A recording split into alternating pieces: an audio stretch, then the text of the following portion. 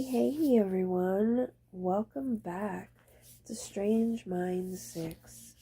I'm your host Ruby, and today we're going to be getting back into Octunnumi, Fospit Files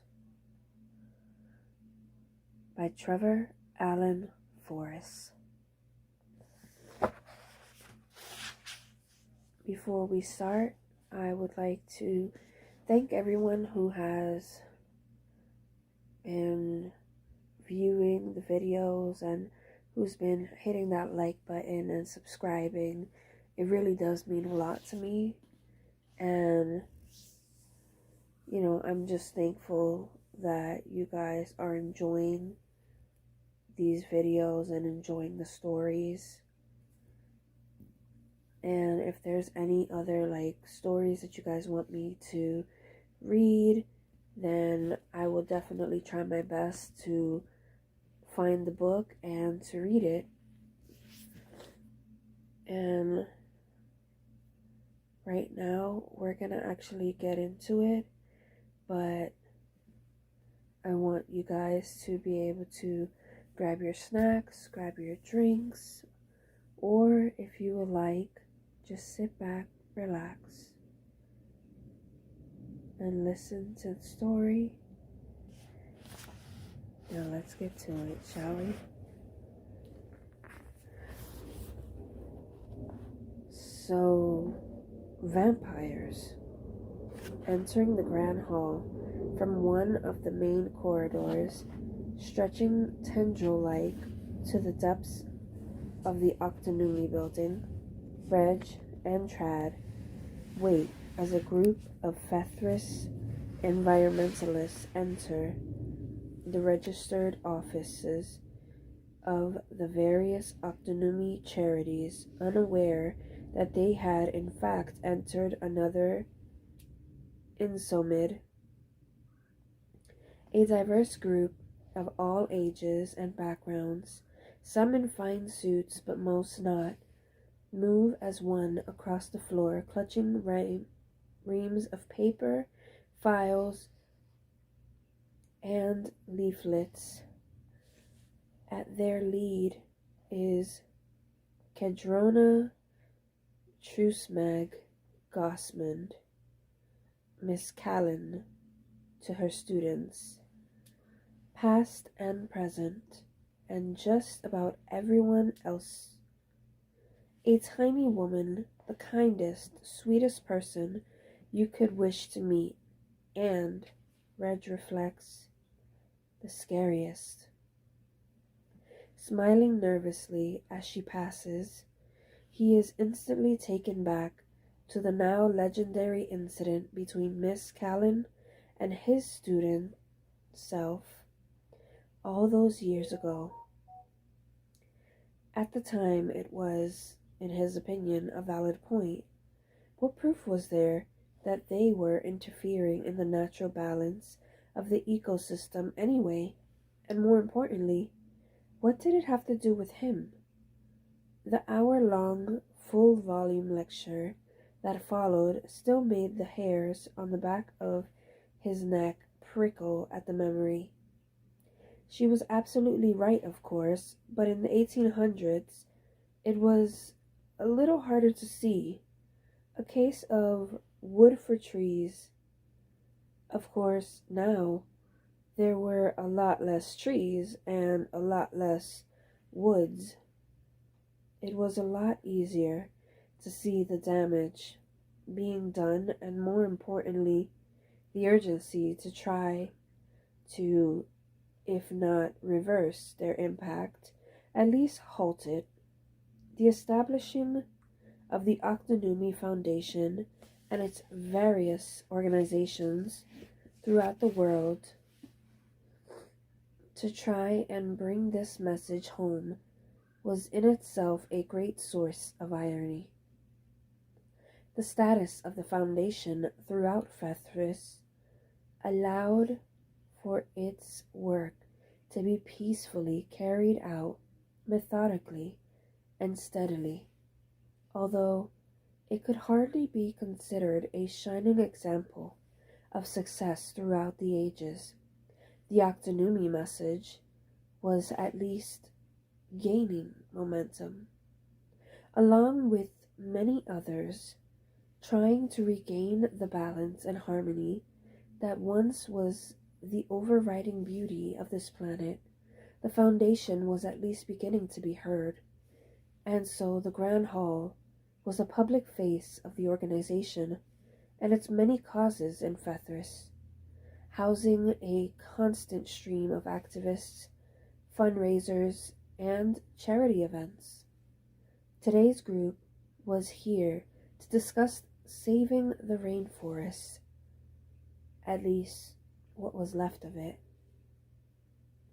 Much to Reg's relief, as she passes by, Miss Callan merely offers him a pursed lip nod, and not the usual detailed recount of that day, which she is so fond of doing.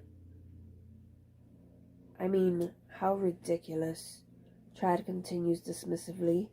Vampires, right? Well, Reg hesitates, smiling at the group, scurrying to keep up with Miss Callan. Well? Trad turns to his brother. Well, what? Well, of course, that's ridiculous. Or, well, yes, there are vampires. Sort of both, Reg replies, still smiling at the passing group. So, blood-sucking vampires are draining blood from people. Shooting him a be quiet stare, Reg stoops to help pick up a raft of leaflets dropped by a straggler. The message, trees are life, across them. The young man responsible for the spill smiles in thanks before retrieving the leaflets and sprinting to catch up to the rest of his group, now halfway up the central stairway. Watching him go, Reg wonders why the concept of saving the planet is still even an issue. Surely by now people were taking responsibility for their actions. Not drained and not vampires? He replies to Trad's comment. Oh, my mistake. Blacking out and waking up with holes in your neck minus several pints of blood sounds like vampires to me, Trad states. What would you call it? Watching the group disappear into a room along the circular balcony above, Reg waits until the door closes behind the last of them. For a start, he says, turning to face his brother, they are waking up unaffected and crucially unchanged by the experience. So not bitten by vampires, they are also not lost. They had not lost several pints of blood. In fact, hardly any. More a pinprick. Well, 2 pinpricks. And whilst I admit, he adds as they start across the hall, that the puncture wounds were all in the neck region, probably the biggest flaw in your theory is that vampires do not exist. Not how you perceive them anyway. They are not real. They are fictional. Apparently in certain circles, Trad mutters, so are we. And whilst I agree, Reg continues, ignoring Trad's jibe,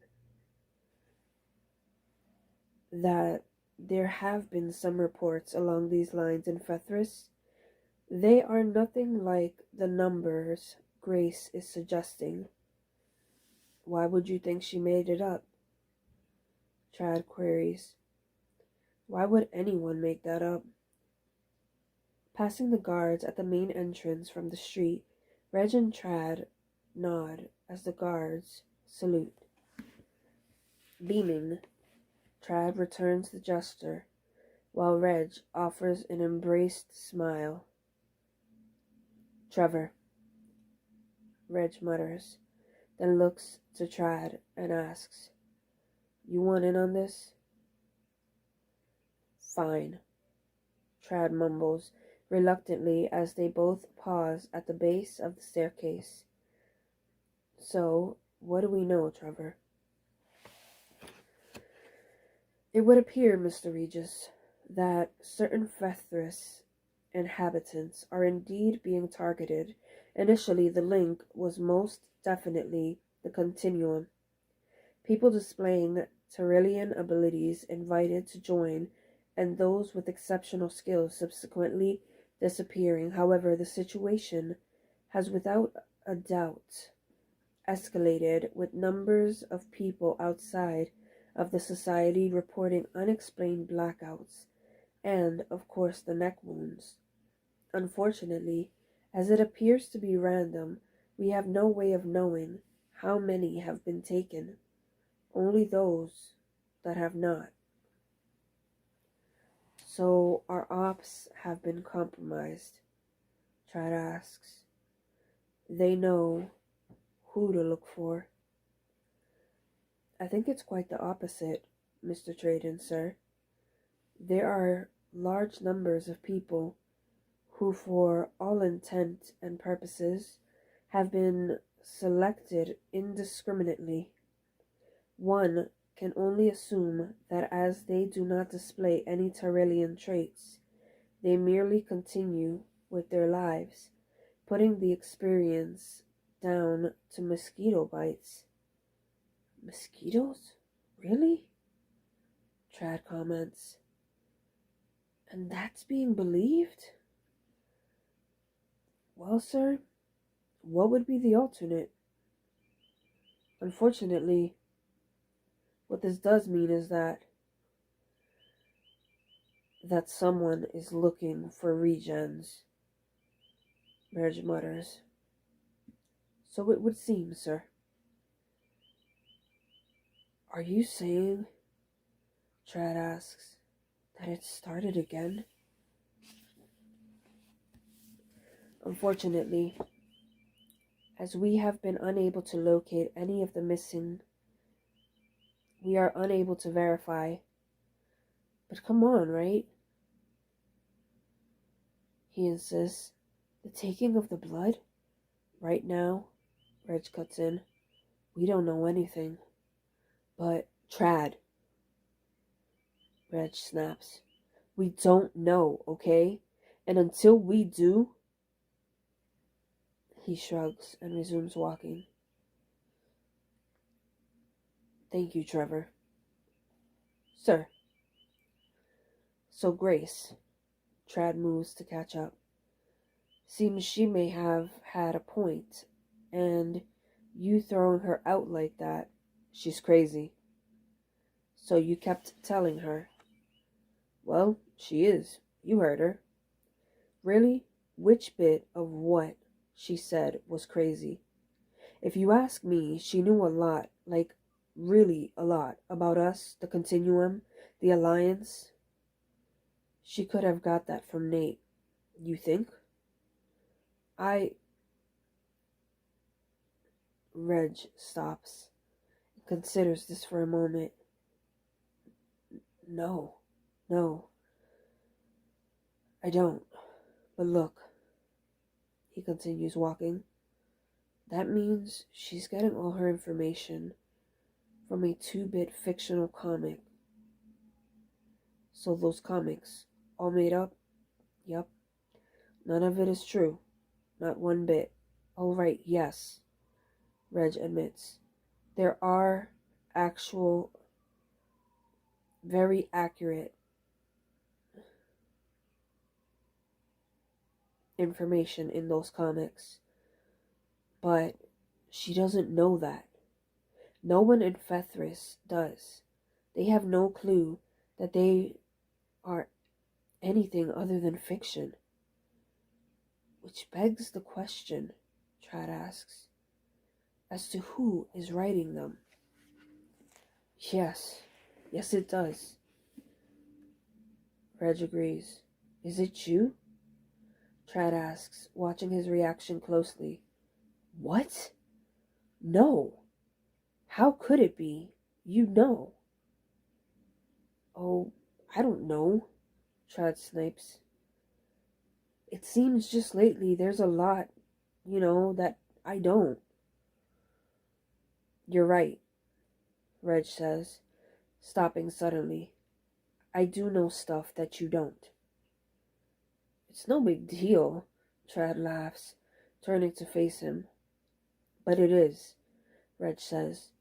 We have always been on the same wavelength. Always. And now, he glances at Trad. That doesn't bother you.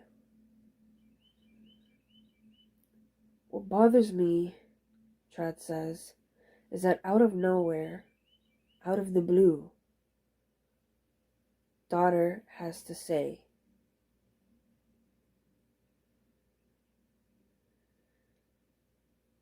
it's what she says. The memories stack up, Reg offers. Everything she tells us, she believes to be true. Exactly. She believes it to be true. Let's face it, Reg. We both know how easy it is to convince people of things in Fethris. He laughs, heading across the hall. I mean, come on, mosquitoes? But if she is right, Reg says, following, about the blood being the link. If that's right, Trad says, then this is a history repeating itself. And, Reg mumbles, where the vampire myth started. So she is onto something. Possibly, yes. Reg nods. But what was I supposed to do? Let her go running around, telling anyone who would listen to her theories? Still think, Trad mutters. Having her sectioned was a bit harsh. Arriving at the double doors on the far side of the hall, Reg making a big deal out of ensuring that Trad has seen, read, and understood the plaques screwed to each one with extravagant pointing to the engraved brass plaques, read slowly and deliberately to him. You are entering Telginthinim, an absolute quiet. Got it? He says, glancing back at Trad, who quickly stops mimicking his actions. Got it, he smiles back. Right, Reg says. You know how they are in here about noise. It is freakishly quiet. Trad shivers slightly. And how it affects you. Everyone's so chilled, Trad continues. So if you could, so laid back, take a deep breath. Reg sucks in air in an exaggerated yoga breath. So dull. Trad moans. Trad! Reg exclaims, expelling the air and abandoning his demonstration. The people in this room are probably the most important part of our whole operation. Without, yeah, Trad says. I know, but they are so, you know. He makes peace signs with both hands. Far out, man. They saved your skin more than once. True. Trad nods in acknowledgement. But how do they do it? He shakes his head. How does anyone get that relaxed? It's like everything else here, Trad. It's a state of mind. You should try it. Meditation. Puts me on edge. All that quiet? Trad mutters. Always feels like the calm before the storm. Right. Reg says, well, deep breath. Calm yourself. And Reg imitates a zip mouth. Satisfied that Trad understands fully, he opens the doors. And that is where we are going to leave it off today. Please join us next time. And if you haven't already, please hit that like button. And if you're not, please subscribe. I would greatly appreciate it. And until next time, my dear, dear friends, this is Ruby, signing off.